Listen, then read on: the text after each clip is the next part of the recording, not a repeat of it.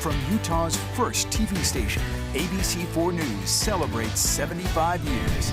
Welcome back, and thanks for staying with us. I'm Courtney Johns. And I'm Emily Flores. We are learning more about a deadly police shooting in Taylorsville. Officers shot and killed an armed man who got into a standoff with the SWAT team. ABC4's Kayla Baggerly has more on how all of this got started. Taylorsville police were called to the neighborhood about a domestic violence situation. The man eventually barricading himself alone in the home and beginning to shoot. Neighbors tell me it was a shock to see so many police cars outside their home and hear loud bangs.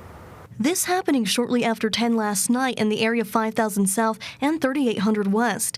Taylorsville police say a man and woman were having some sort of domestic dispute and that the man, who was identified as being 33 or 34 years old, had been intoxicated. When the officers arrived, the female and a small child were able to get out of the residence. The male was alone inside the residence. However, they received information that the male was armed. As officers got to the scene, they say the man began firing. Police say as this was going on, they attempted to negotiate with him, but were not having success. When, somebody in this type of situation is firing rounds out in the residence and outside the residence, we have some vehicles that are armored vehicles and some SWAT personnel and things like that that had responded to the scene. Police say at some point the man exited the home.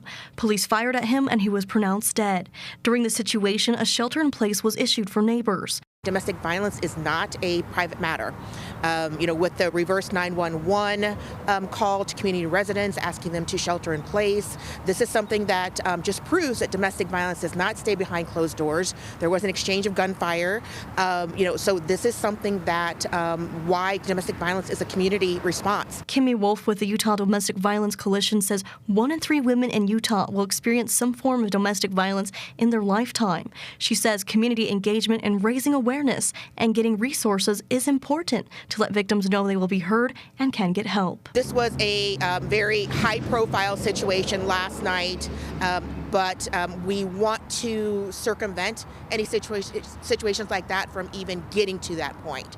So what type of community response, what type of family response, what type of friends and family response? If you or someone you know may be in a domestic violence situation, call the number you see on your screen. As is protocol with officer-involved shootings, this incident will be investigated by an outside agency. Reporting from Taylorsville, Kayla Baggerly, ABC4 News.